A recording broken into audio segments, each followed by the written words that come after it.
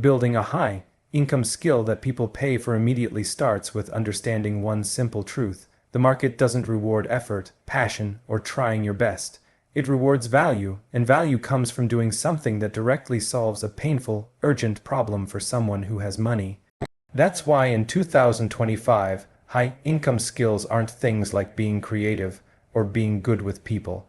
They're skills that move the needle for businesses, generating leads, increasing sales, lowering costs, or improving customer acquisition. When you align what you learn with what the market already needs, you skip years of struggle and enter a space where clients are actively looking for you before you even feel fully ready. The first step is picking a skill that has high demand, low barrier to entry, and fast monetization potential. This is why skills like copywriting, short-form video editing, media buying, email marketing, and appointment setting dominate right now. These skills don't require degrees, expensive equipment, or years of practice. They require hunger, repetition, and the ability to focus deeply for a short period of time. Think about it. Businesses don't wake up in the morning hoping to hire someone talented. They wake up thinking about how to get more customers, make more sales, and survive another quarter. If you can solve that, you become valuable overnight. But here's where most people sabotage themselves. They spend months studying the skill instead of actually practicing it. They watch tutorials, scroll through content, buy courses, and feel productive, but they aren't producing anything. Mastery doesn't come from passive learning, it comes from active implementation. If you want to become a great copywriter, you need to write every day. If you want to edit viral short-form content, you need to replicate viral videos and break them down. If you want to run ads, you need to test, track, tweak, and mess up. The fastest learners are the ones who fail quickly and adjust quickly. In the real world, being good beats being perfect, and consistency beats intensity. Once you choose your skill, you need to specialize early. Specialization is what allows beginners to compete with people who have been in the game longer. If you say, "I'm a video editor," you blend in with every freelancer on every platform. But if you say, "I edit TikTok and Reels for fitness coaches who want more inbound leads," suddenly you become relevant, specific, and in demand. Clients don't want generalists. They want people who understand their world, their customers, and their goals. Specialization also helps you build a personal brand faster because your work becomes consistent, predictable, and easier to showcase. Real value also comes from understanding the psychology behind the skill. For example, great copywriters aren't great because they know how to write, they're great because they understand human desire. Great editors don't just cut videos, they understand pacing, attention retention, and storytelling. Great media buyers don't just press buttons on ad platforms, they know how to interpret data and speak the language of revenue. When you understand the underlying principles, psychology, persuasion, human behavior, data interpretation, your skill becomes exponentially more powerful. And finally, you must adopt the mindset that your skill is not just a talent, but a tool for freedom. The goal is not simply to become skilled, it's to become valuable enough that people are willing to pay you well and pay you consistently. In 2025, the market is brutally honest. If you have a skill that makes people money, you will never struggle financially. If you don't, you will always feel like you're swimming against the current. So choose a skill that moves the market. Practice it obsessively, specialize intelligently, and commit to becoming so good at it that clients don't question your price, they're just relieved they found you. Selling your skill as a service, not a hobby, is the point where everything changes. It's where most people fail, not because they're incapable, but because they treat their skill like something they do on the side, something casual, something optional. If you treat it like a hobby, the market will treat you like a hobbyist. That means low prices, inconsistent income, clients who disappear, and constant frustration. But the moment you flip the switch and decide, this is a business, everything about your behavior changes, and so do your results. The first shift is understanding that clients don't magically appear. Most beginners assume that because they learned a skill, opportunities will somehow fall into their lap. They post a few Instagram stories saying, "I'm offering video editing services," and then sit back waiting. That's not business, that's hoping. In the real world, outreach is the engine that drives everything. Cold emails, cold DM, Loom videos, phone calls. This is how agencies, freelancers, and service providers get their first clients. It's uncomfortable at first, but it's also the fastest shortcut to revenue.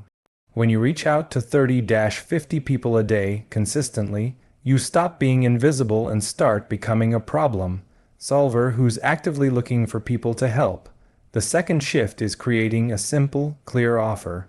Most people pitch themselves in vague, uninspiring ways. I do editing, I write copy, I run ads. None of that tells the client why they should pay you, what results you deliver, or how your service solves their problems. A real business has an offer that is specific, outcome-driven, and easy to say yes to. For example, instead of I edit videos, a business-minded version would say, I create high retention TikTok/Reels content that brings you 2-5 inbound leads daily, instead of I do email marketing. A real offer sounds like, I set up email systems that add an extra 15-25% monthly revenue to your business. When your offer is tied to tangible results, clients see the value immediately. You also need to understand that proof sells more than promises. Most beginners try to compensate for lack of confidence by overhyping what they can do. But smart clients don't care about hype, they care about evidence. That's why you should build a small portfolio early, even if it means doing your first 2 or 3 projects at a discounted rate or even free. Not because your work isn't valuable, but because proof removes friction. Once you have 2 case studies, screenshots, or testimonials, everything becomes easier, your outreach lands better, your price feels justified, your confidence skyrockets. And lastly, selling your skill as a business means creating structure, setting clear prices, defining your workflow, setting expectations, and delivering consistently. Hobbies are done when you feel like it. Businesses run on discipline, deadlines, and communication. When you show up professionally, replying fast, delivering on time, improving constantly, clients trust you, refer you, and keep paying you. When you sell your skill as a service, not a hobby, you stop hoping for income and start generating it. That's when you step out of the amateur world and into the arena where $10K/month becomes realistic, not someday, but soon. Systemizing fast and scaling faster is the bridge between being a hardworking freelancer and becoming a true business owner. It's the point where your income stops depending on how many hours you personally work and starts depending on the systems you've built. Most people never reach this level because they confuse busyness with progress.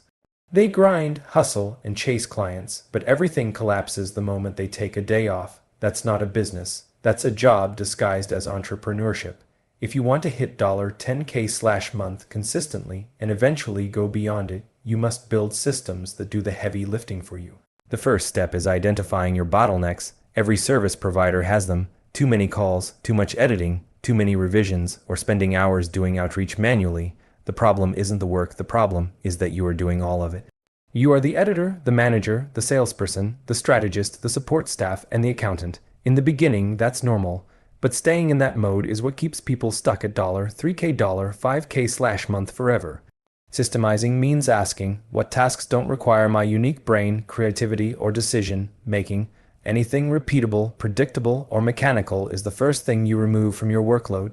Once you identify these tasks, you build your first systems. These can be simple: templates for onboarding clients, standard workflows for delivering services, pre-written scripts for outreach, automated messages for follow-ups, or organized folders for delivering content. Systems don't have to be perfect, they have to be consistent. The moment you stop reinventing the wheel for every client, your stress decreases and your output increases. A proper system saves hours of mental energy each week and reduces the chance of errors that make clients unhappy. The second stage is delegation. This is where most people hesitate because they think they can't afford help or they believe no one can do the job as well as they can. Both are limiting beliefs that slow down growth. You don't need a full team or expensive hires. You start small: a part-time editor, a virtual assistant for outreach, or a contractor for repetitive tasks. Delegation is not about replacing yourself, it's about multiplying yourself. When you offload the low-level tasks, you free your time to focus on strategy, closing clients, improving your offer, and raising your prices. Those are the activities that actually push you toward $10K/month and beyond. Technology is also part of scaling. In 2025, automation tools are more powerful and accessible than ever. CRM systems, scheduling apps, AI assistants, automated follow-ups, content repurposing tools, and more. These tools don't replace you, they amplify you. They help you track leads, manage client work, and keep operations smooth even on busy days. If you can automate 30% of your workload, you gain the equivalent of extra hours every week without paying anyone. That compounding effect is massive. The final stage of scaling is developing predictable acquisition, which simply means creating systems that bring you clients consistently. This can be automated outreach, viral content, paid ads, referrals, or partnerships. When your client flow becomes predictable, your income becomes predictable. This is when your business moves from hoping next month is good to knowing next month is already secured.